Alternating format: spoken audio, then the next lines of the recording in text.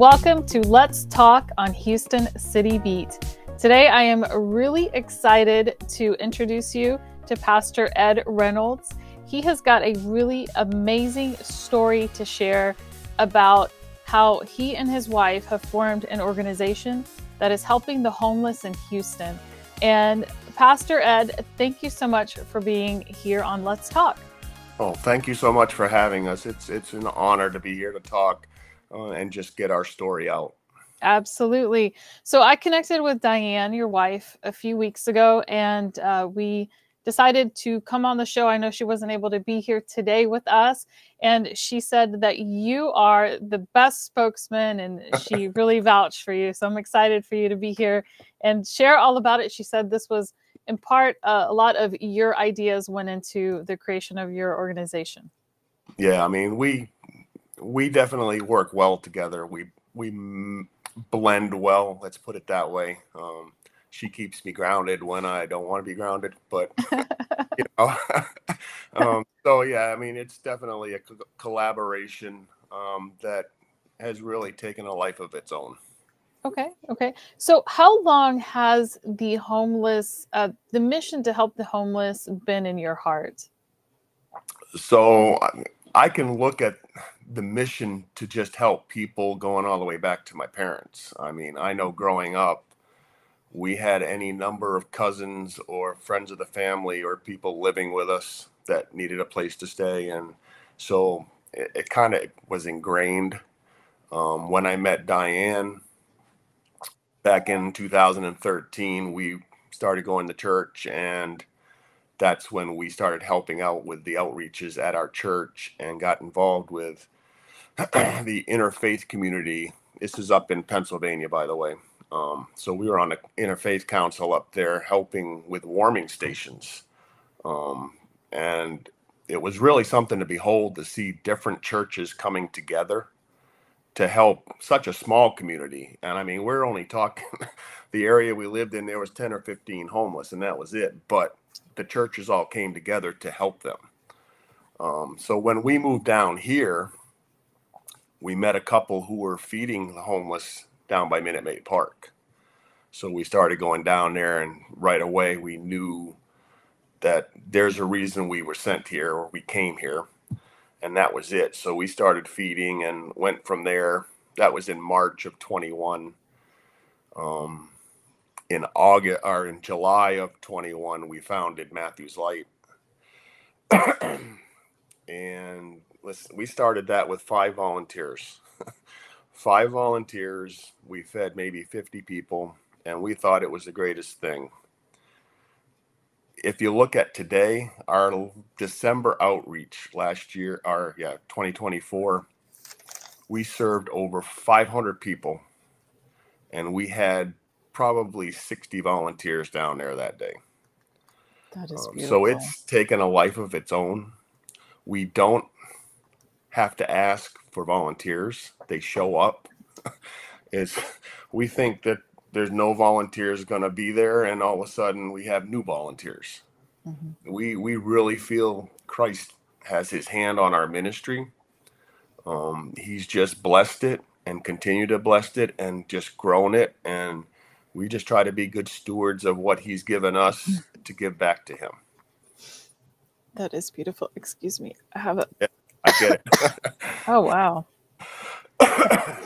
I was trying to hold this back, but it's not happening. So you have been serving the community, the homeless community, and really have had an impact. Tell us about the story of when you came across the community in Austin and how that has somewhat not altered your course, but given you a different vision as to how you would like to help the homeless community, specifically in Houston. Sure. So as long as I can remember, even going back to Pennsylvania, my wife and I have talked about a way to house the homeless, at the warming station up there. Well, wouldn't it be great if we could just find a place where we could bring them in and they could live? And in our minds, we're thinking housing. Last January, January 10th, I think it was, as a matter of fact. But it was just an odd weekend where we weren't doing anything. So mind you, we run the homeless ministry.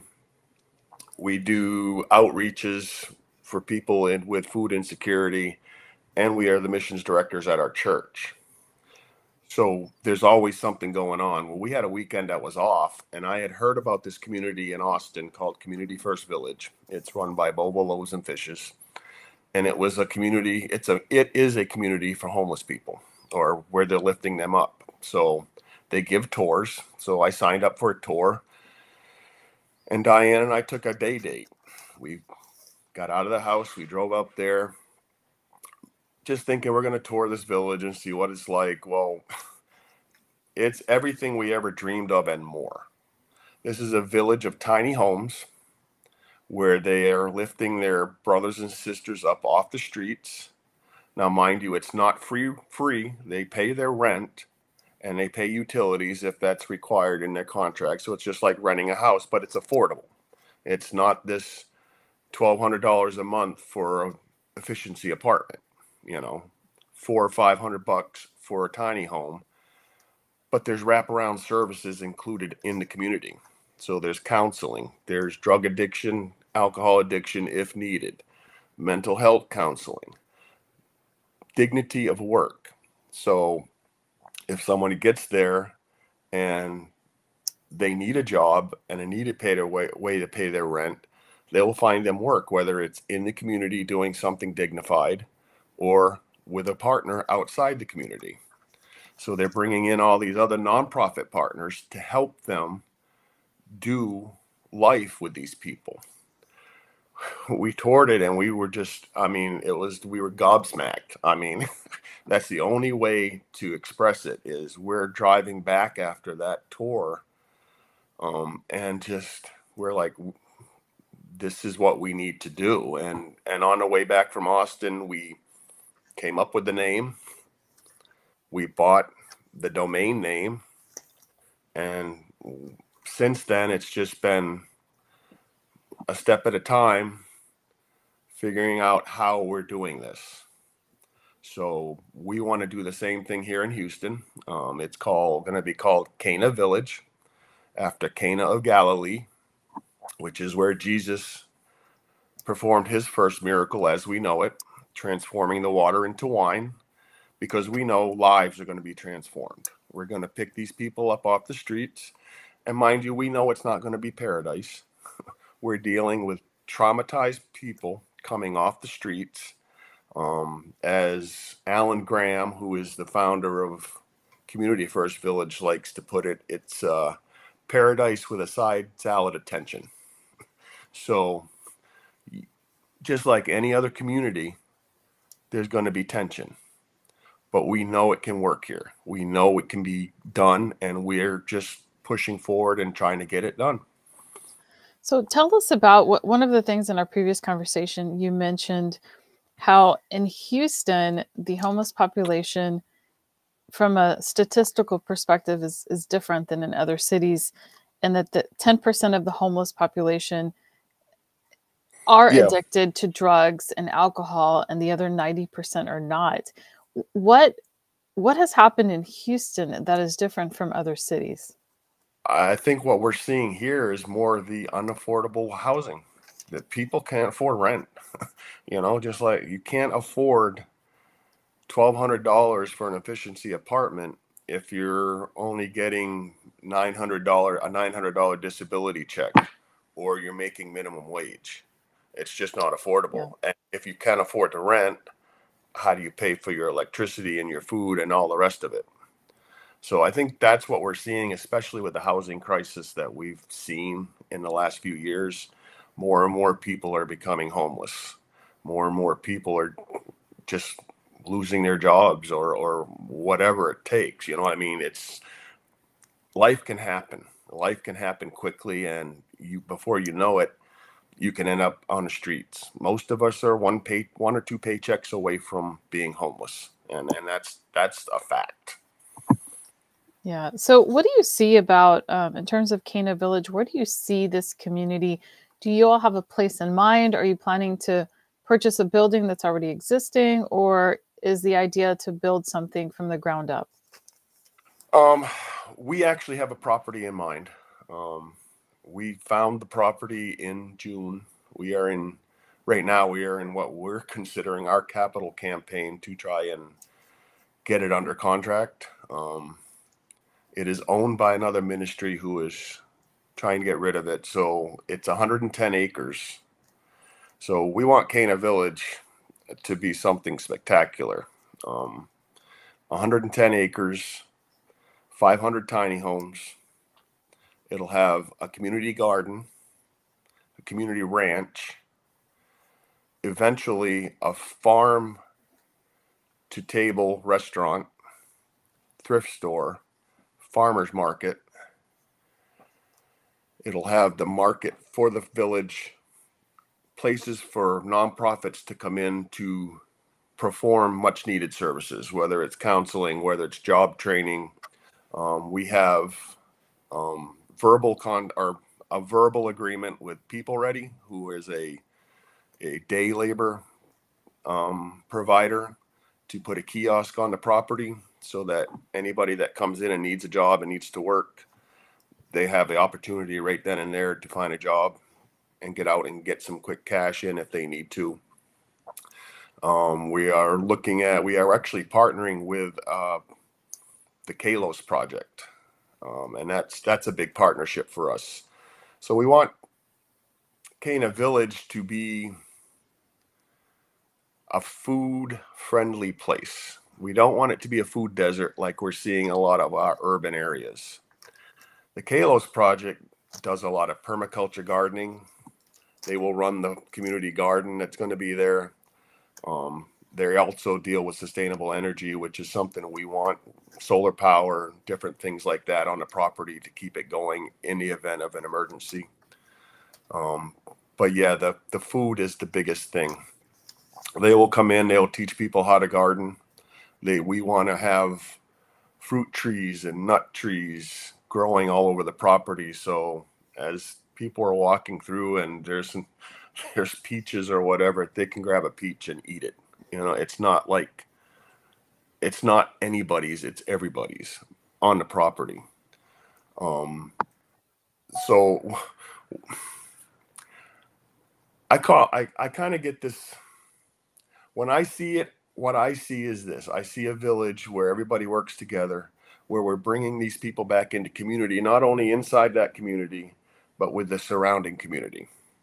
We have sustainable energy, we have food, we have water. We have ways of keeping that all going if the grid goes down. So we have a hurricane barrel come through and wipes out power. Cana Village is still up and running. Now we become a hub.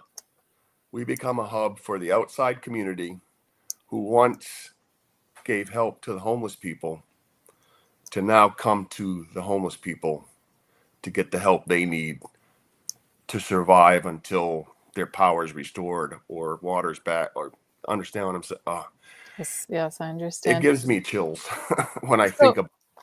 So let me ask you this. I'm assuming that within this program, you're going to extend, this is going to be an invitation, right? People will be invited, homeless people will be invited to come in, because not every homeless person wants to be in a community. Is that correct? Exactly. Not every person wants to be in a community. We will work with caseworkers who are working with homeless people.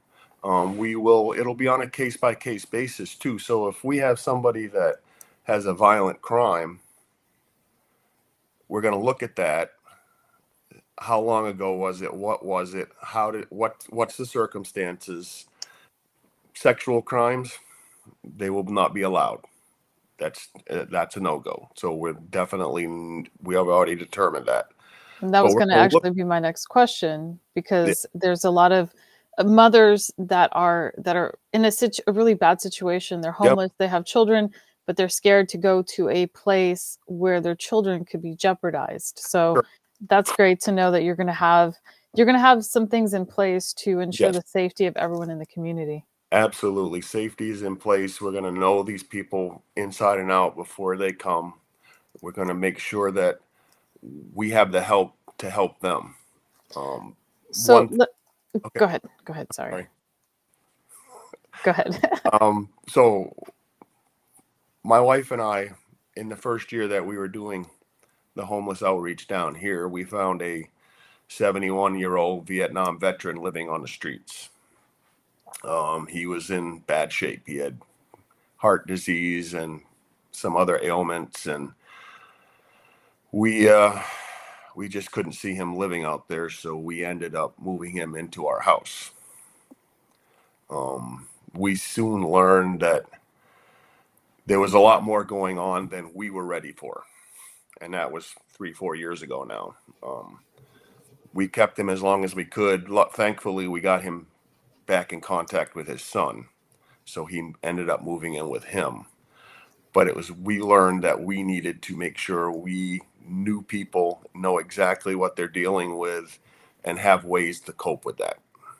Mm-hmm. And that's the one thing that we want to make sure going into Cana Village, that we have people who can deal with the trauma.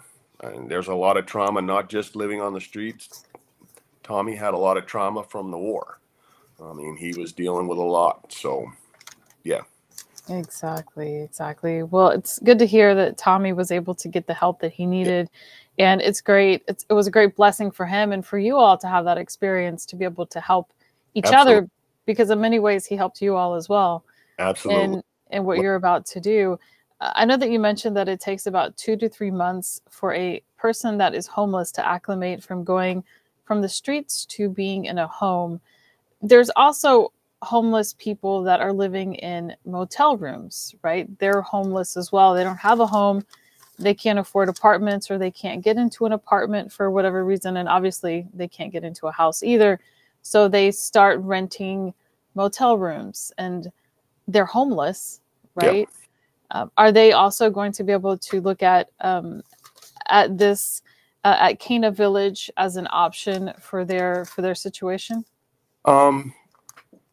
I think that'll probably be on a case-by-case basis as well.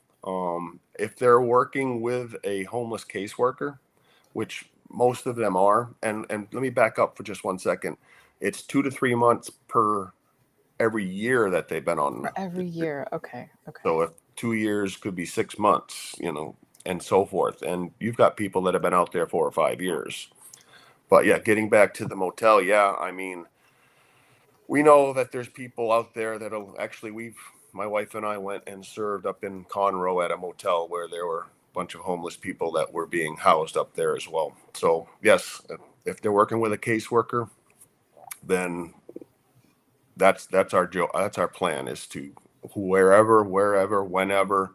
We're looking to build on Community First's model by not just taking chronically homeless people, because I don't know if I explained that, but Community First Village in Austin, they're taking in chronically homeless people, which means they've been on the street for more than a year, with one or more disability.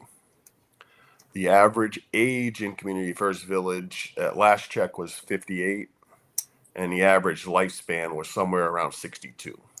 So those folks are going there to live out their final days, which is great. I mean, at least they've got a place to call home. And Community First Village has a columbarium in their memorial garden. So anybody that passes, that lives there, gets cremated and put in the columbarium, which is wonderful.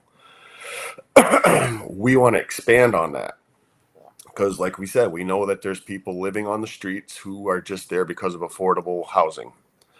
They're working. I know people down there who live in tents and work. They go to work every day. They just can't afford an apartment. So yeah, we want to bring those people in. We want to lift them up, but we want them to grow while they're there, get the help that they need, move on. Hopefully, they don't have to. They can, as long as they're paying rent, they're going to be welcome in Cana Village. But we hope that they grow and move on and take the community, our Cana Village philosophy with them to other parts, and help other people come out of homelessness. That's beautiful. That's a beautiful vision. So let me ask you this. what date are you looking at? If someone handed you a calendar and said, Pastor Ed, pick any date for the purchase of the land and for breaking ground and for starting the first round of tiny homes that are going into Cana Village, what date would that be? Well, I wish I could give you a date. The hardest thing I've done is try to fundraise for Cana Village. We are, as a board, our board sat down end of last year, and we hope to purchase or at least have under contract a property by the end of this year, if not by the middle of this year. We have some big fundraising events coming up. February 27th. So we have partnered with Robert Craig Films. They have a movie coming out in February called No Address. And it's really all about the homeless crisis in the United States. We are members of their Big Five Payback, which they are donating half the proceeds from the movie, from a documentary, which is actually airing on Prime right now, called Americans with No Address. There's a CD from the movie of the music. There's a novel, and there's actually a Bible study. So we're partnering with them. On the 27th, we are having a red carpet event for a pre-screening of the movie up in the Woodlands. I don't have that information right off the top of my head. We're still working out the details. But it'll be a red carpet event where we'll invite people to come up for a black tie event, screen the movie, get to hear a little bit about us and what we're doing. So that's in February. We have an organization that's looking to do a gala for us sometime in April or May. Our biggest one will be in October. We're actually looking on October 10th, which is International Homelessness Day. We are doing a sleep out. So we are gathering organizations who will host the event. We want numerous organizations around Houston where people can register and go.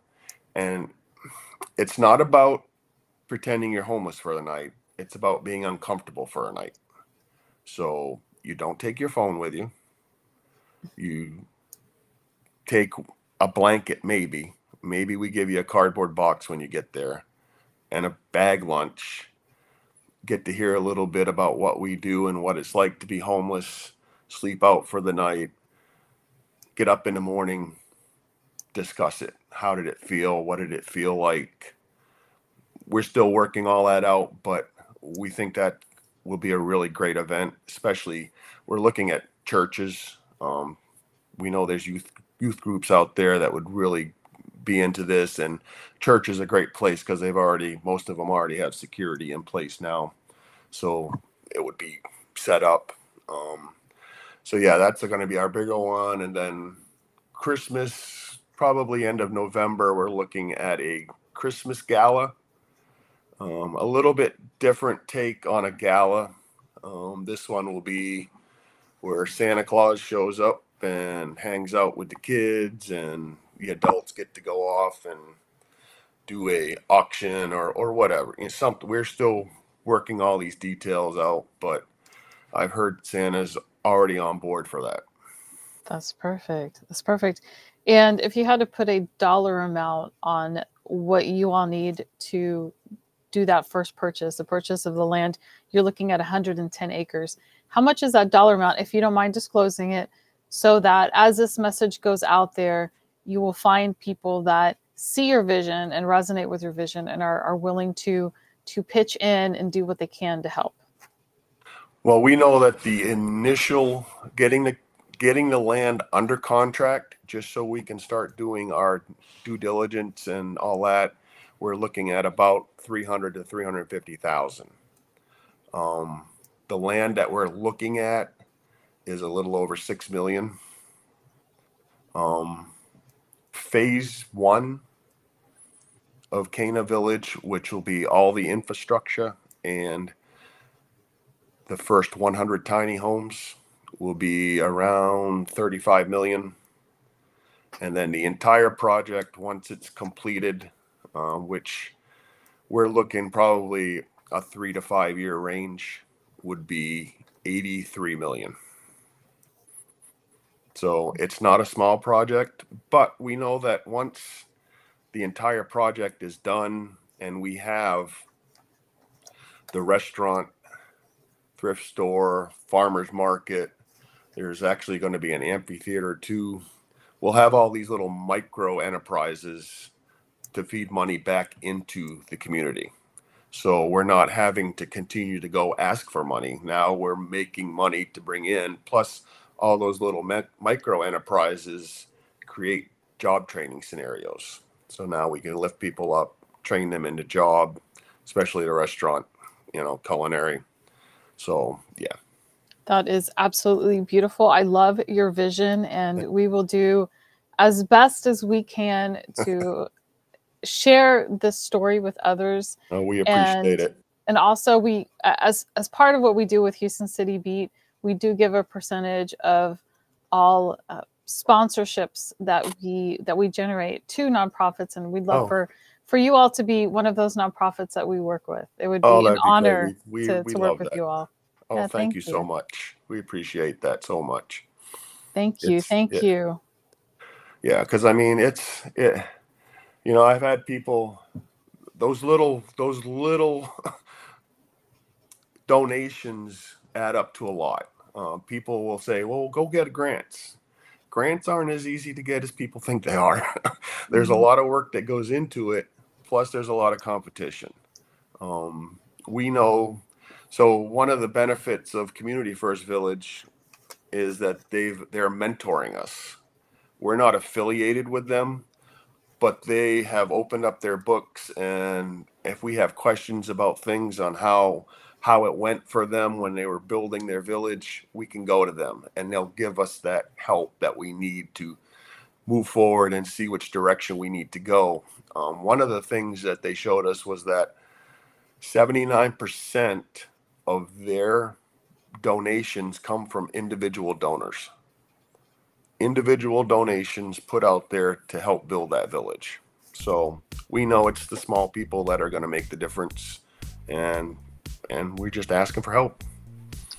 That's beautiful. Well, thank you, Pastor Ed, for sharing your story with us, and we look forward to continuing to have you and also Diane come on the program and share your progress. I can't wait to hear the success stories that are going to come out of this. And once again, thank you for being on Let's Talk on Houston City Beat. Thank you so much for having me.